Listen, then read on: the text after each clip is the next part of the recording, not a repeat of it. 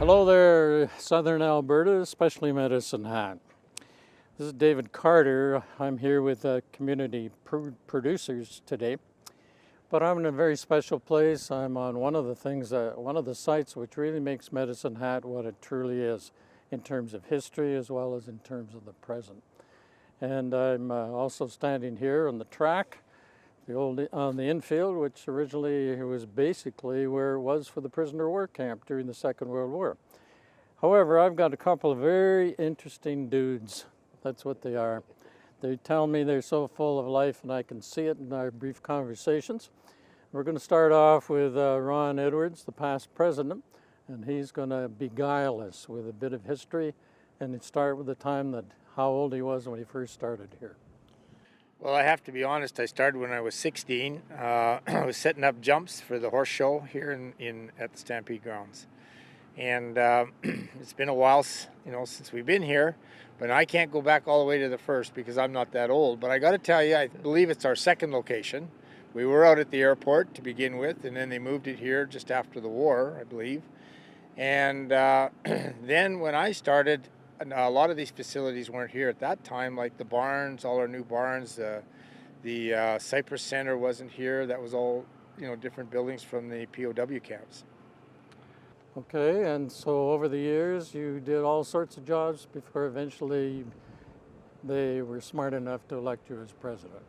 Well, yeah, it was a smaller operation when I first got on, but you get onto a lot of different committees, and you work your way up to be the president, and I'm not sure if that's good or bad, but it's an honor to be a part of this organization. But it's lots of hours of being a volunteer, isn't it? Many, many hours. But if you enjoy it, and there's good camaraderie, you build a lot of good friends on this organization, and I think that's the reason why you stay.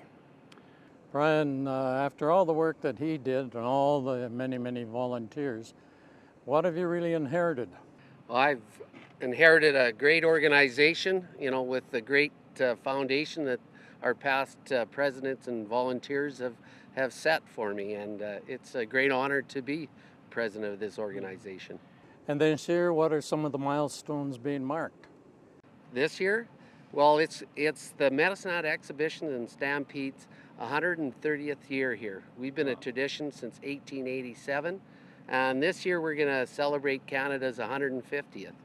And we've got about 600 volunteers, dedicated volunteers, dispersed among about 32 committees to keep, make this happen. And, and we're very proud to be part of Canada's, Western heritage. Now, by comparison, does that make you older than Calgary Stampede or just about cold? So is this a political question? No, I have to say that we are older. You don't have to be a rodeo fan to come to this fair and really enjoy it. We have a huge budget for just free entertainment, and when you walk through that gate, you can spend all day here and not see the same thing. Well, the other thing, Mr. President, is the fact that this is a year-round operation. Yes, it is.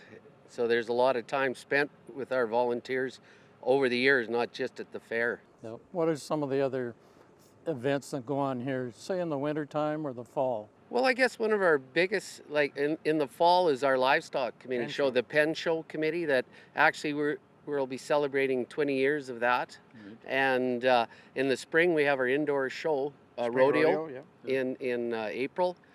And chuck wagons in June. I know from living in Medicine Hat since 1949 off and on that this is really one of the factors that keeps Medicine Hat alive, especially in the summertime. And all of you do great work. Once again, we're here on the site known as the Exhibition Grounds for Medicine Hat Stampede. And behind the carriage house is this lovely little well-treed park, a great place to be during the hot days of Stampede. Behind me is the blacksmith shop, where on some days you'll be able to see people out here shoeing their horses. But also there are other buildings such as the old Star, the old fire hall, which has a pumper from the old days in the days of Irvin.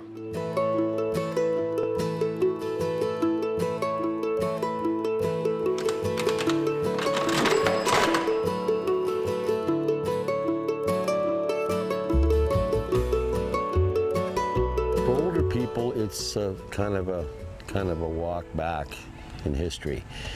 For younger people, and that's why the school tours are so important, they see things and they experience things that otherwise you can watch it on television, you can see it in a magazine, a book, but to actually go into these buildings and be there and get to feel the ambience. The school is an example. You look at schools now. Here you had one room with 9 grades. You had older children helping the teacher then teach younger children even. You might have one person in grade 1, 2 people in grade 3, nobody in grade 2 or grade 4. And so there was not a lot of electives. It was basically reading, writing, and arithmetic, you know. And I think it's, you know, and young children really love the school. They can identify with the school, and then they see what it was. Back in the, I believe the early 70s, this whole area was being developed as the agricultural arcade, is what was originally called. Somewhere along the line, some of the volunteers got the idea of making virtually like a little town, Pioneer Village. And then they started adding buildings. I don't know which buildings came first. The blacksmith was just a little shack place. Probably the original buildings moved in would have been the school and the church. The store that showed up sometime later. A lot of the stock in here is original from the store years. It's original stock. The cans of salmon, a lot of the soaps, a lot of the breakfast cereals, those are all original wrappers. And one of the volunteers wrote away to all kinds of companies and got sheets and sheets of these old labels. And then he took soap boxes, cereal boxes, cans, and he did the wrappers on them. And I don't want to guess how many hours Mr. Wilcox actually spent, but I'm sure it was many. And that's what's all the inventory on the shelves there. Yeah. Okay, well, we have the school tours in May and first part of June, and I come up here and I deal with fire and have the kids stand around a makeshift kind of a make-believe fire, and somebody puts some wood on the fire and the fire is getting hotter and hotter, and what's happening to your bare arms? And, oh, getting hot, so you have to back up. And you got smoke in your eyes. You know, oh, you got smoke in your eye. Okay, now this is what firefighters have to deal with every time they go to a fire. They got smoke and they got heat and fire. So then I don all the gear from the boots all the way up and put the mask on for rescue and the whole bit. And it's really neat to watch the children, and it's quite a kick out. They don't know. Oh, firefighters have to have all that stuff on to go into a fire? So the midway gets very busy. It's hot, and you know, I'm not taking anything away from it. You know, I love the smells and the noise, and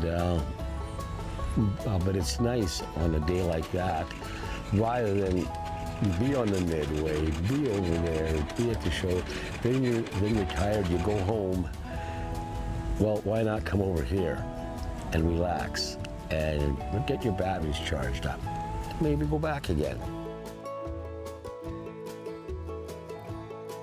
Our story about the Medicine Hat Stampede and the exhibition grounds continues. We're now over in Pioneer Village, and in 2016, a fire truck was brought here. It actually was built in 1913. And it was used for 40 years. So this is a wonderful addition to this Pioneer Village area. And you're welcome to come visit all the other attractions here in Pioneer Village. I can recall that 1913 ladder truck, which is a 70-foot ladder, being set up by the City Hall in Medicine Hat on a training thing. So I have seen it. Well, Medicine Hat used it from 1913 until 1949. And in 1949 they retired it and they sold it to a metal junk dealer on Kingsway. And he scrapped it and then donated the rest of it to the museum in Saskatoon. And in 1987, they let us know that this was available, that they wanted to get rid of it. So then we got it and brought it back to Medicine Hat, and we completely restored every piece on it. But you must look at the pictures of how it was found in Saskatoon. You'd never believe that that's what it is today. Well, these fellas in this club just did a remarkable thing bringing it back to pretty well normal. Probably about 4 years until we could take it out and drive it and put it in parades. And we keep doing work on it as, as time progresses. What do I love about it? Well, I guess when we got it, I started doing a lot of work with it, and I just fell in love with it, and I love driving it and everything. So we enjoy going to parades, everything with it. So yeah, it's a lot of fun. It is a part of Medicine Hat's history. It's the very first one that they had, and so therefore we want to keep it here. The Stampede Board has given us this room to permanently park it. This will be the permanent home for it for the rest of time. We have it here just across from Pioneer Village, and people that come in and go through Pioneer Village or that make a special trip over here and come and have a look at it. You're welcome to come.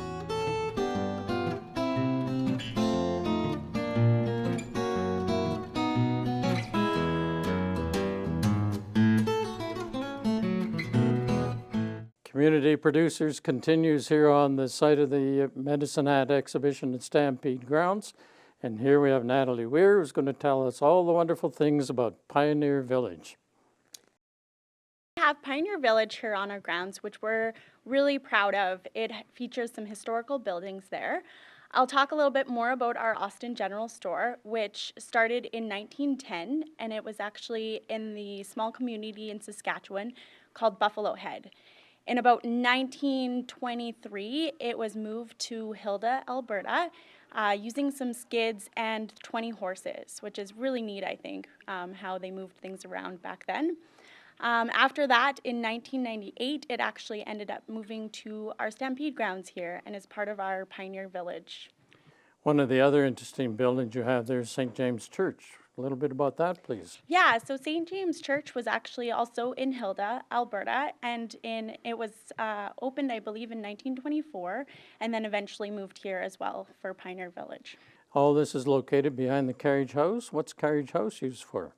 So the carriage house is used for many different events. Lots of weddings go on back there. We use it during our Stampede and exhibition as a place for people to relax. They can go and look at the buildings in Pioneer Village and then sit on the patio there. We actually will be starting to do even some maybe outdoor markets there come this maybe fall or next summer, because we have a new addition to that roof structure there, which will expand that facility for us. And some of the other things that happen inside that beautiful treed area. It's a nice place to relax and get some shade during the hot days of Stampede. One of the other features I remember is the blacksmith shop.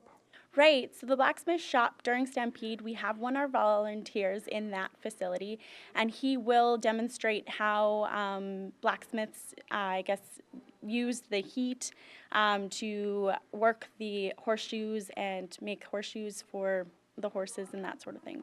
So really this is a very interesting historical place to be for a lot of young people to get a glimpse of what it was part of the tough life of trying to exist and survive on the prairies, right? Yes, definitely. It definitely reaches back to our rural history and that sort of thing. So it's a unique facility for sure. Mandy and Andrea are here in the lounge here at the Stampede Grounds. So we're continuing on all the wonderful things that happen around here throughout the whole year, but this in particular, you're going to tell me about what you do. We are volunteers for the Grand Entry, and the Grand Entry is we have a team of riders, and they do a pattern at the beginning of the rodeo, and they on their horses, and they're carrying the sponsor flags. And does this happen every day of the rodeo? It does. It takes a lot of organization? I would say it's more fun than work. Definitely, there's a few things that we plan during the year, such as the spring rodeo and the summer rodeo. Okay.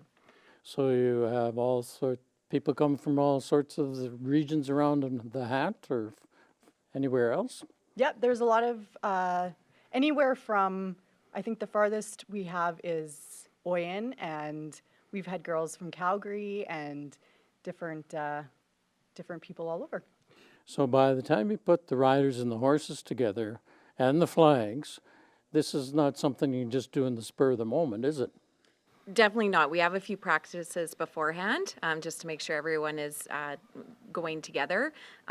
Yeah. And do the queens and queen and princess ride in all of this too, or do they come in separately? No, they come in separate. They get to do their own sponsor or victory lap. And Now, how many years have you been working at this? About 10 we've been here. And the two of you are a team, aren't you? yes. And I think I can see in your eyes that you get along very well together. Of course. You know, well, two heads are better than one, so they say. And then earlier you said it's a lot of fun. It is. Because in many respects, is it maybe the most colorful part of the whole day when it comes to the rodeo? Oh yeah. They all have fun and they get to ride their horses really fast. So. As we know, there's wonderful things happen here year-round. But in terms of the exhibition and Stampede during July, other things take place rather than on the rodeo grounds. So Kathy, tell me a little bit about what you're empowered to do. Well, the Better Living and Horticulture Fair is one of the oldest things that happens around here. Of course, the fairs started way back in the 1700s in Canada, and we exhibit people's wares, and they're baking and quilting and crops and gardening and everything that people could possibly do. Right. Now, you mentioned to me earlier that you grew up south of Irvine. And so back in those days, for people much older than you, we were all sort of settled along the railroad tracks, and we couldn't travel many distance. But at fairs, people, as you say, brought in their preserves, the various products in terms of pickling, but also their needlework. And it was a great chance to come to town. It was a great adventure, isn't it? Oh yeah, and then you got to show off everything that you could make and take home the blue ribbon. Yeah, well, that was pretty special because it was the reward from all your hard work, right? Right, and you could win your money to buy all your sugars and molasses and things that you couldn't grow yourself, and be able to make everything for next year. Now, this was a product, as you mentioned, of the older days, but more recently you've seen an upsurge in people wanting to come and display. Oh, last year we had well over 1,200 entries in Better Living. So yes, everybody's starting to bring things in, and lots of children. Of course, everybody wants to make something and bring it in, and grandparents are teaching their children, which I think is wonderful. Sure. Now say Cash was tied up, okay? He was tied up, and I want to get to the other side, and he's tied up. Should I walk underneath here? No. The purpose of the horsemanship program at the Stampede is to educate the city kids and on the safety of horses, the enjoyment of horses, and a little bit of background in agriculture. I've taught 4-H for 30 years. I hope that they learn some respect for other things besides just themselves too.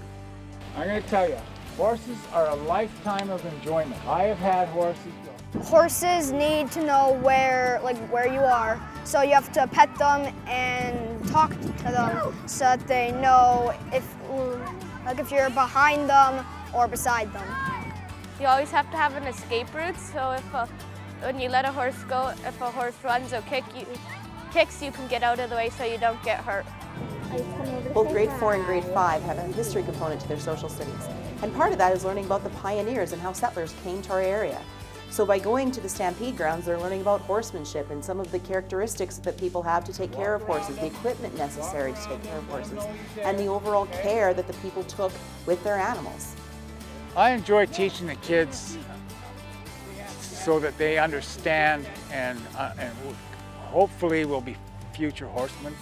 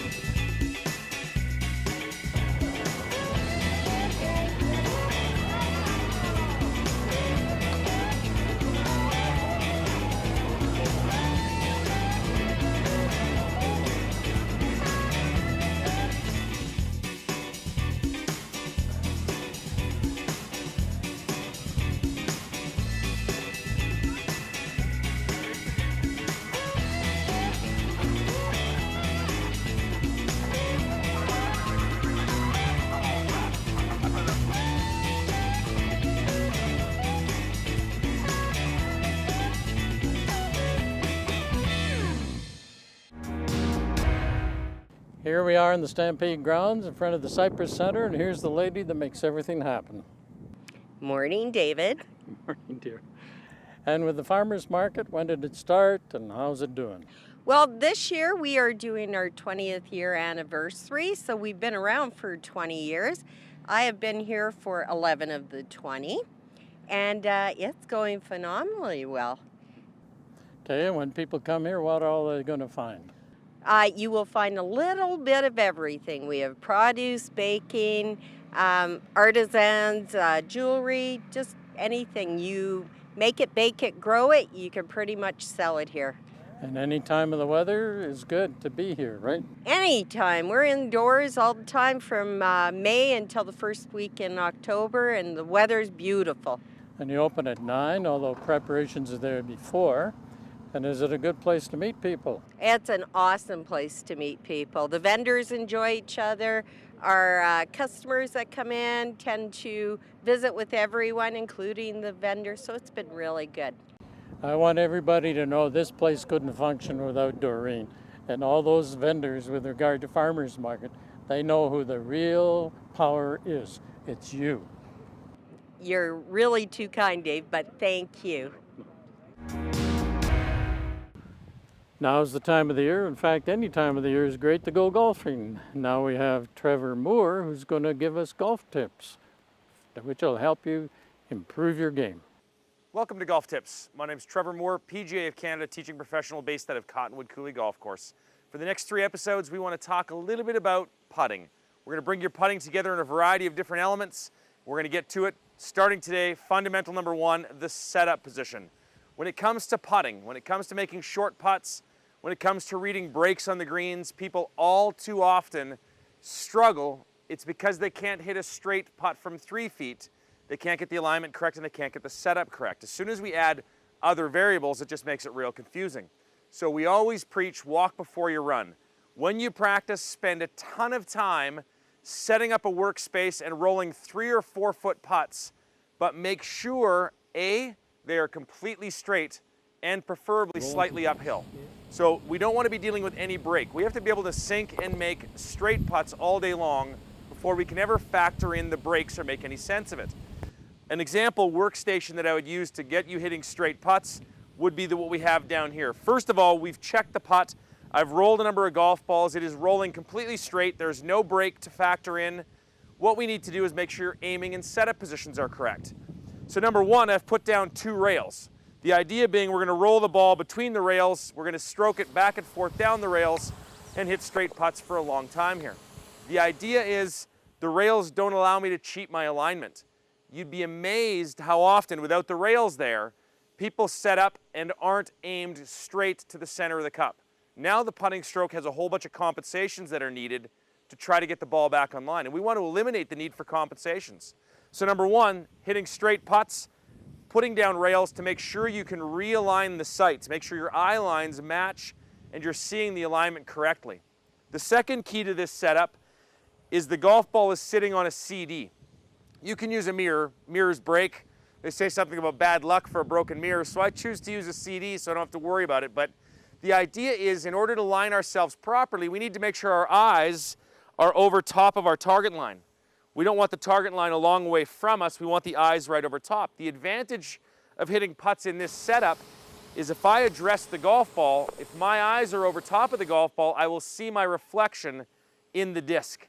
So I don't want to be stepped back where I can't see my eyes over because now my eyes are not on the target line. We need to get set up so the putter is square, pointing to the hole, and I can see my eye line in that disc. That allows me to set up and simply hit straight putts over and over and over again. If you can't make a 3 or 4 footer straight uphill all day long, every day, you will struggle to read greens and factor in putts that have any variables or breaks. Start here, walk before you run, spend some time, 3 to 4 footers with rails, put a disc in your golf bag. Your game will thank you for it. Tune into the next episode, we'll talk about stroke mechanics. We continue our adventure here in the Stampede Grounds, and we have a very interesting combination of a mother and daughter who are the volunteers with regard to Methanac's Kitties Day. Hi, Kitties Day is on Friday, July 28th, starting at noon until 3 p.m. We have lots of activities for the youngsters. The thing we're focusing on this year is Canada's 150th birthday, and we're calling it From Sea to Shining Sea. And we will have something of great distinction of each province. The children will go around as a scavenger hunt and try to find these objects. We will also have pony hops, egg races, face painting, Praxis will have demonstrations, and it's just a great time to come out for the children. They will be getting a free lunch of hot dogs, a bottle of water, and a popsicle. So I'm working on the theory that Kitties Day is for kids of all ages, therefore that might include me. Anyway, so what about store painting and displays throughout town? So on July 19th, we hold the annual store decorating contest, and it involves any store in downtown Medicine Hat or throughout Medicine Hat. The mall gets involved as well. You dress up as a team. It's great team building for any office or store involved. Great prizes. At the end, we hold a barbecue for the winners. And by and large, we encourage everybody to get into some kind of Western gear, not just on Kitties Day. Just come out and enjoy yourselves. We have so much to offer. It's a great day for parents and the children. I'm certain, tell me about how you've seen the eyes sparkle on a child here during Kitties Day at the X.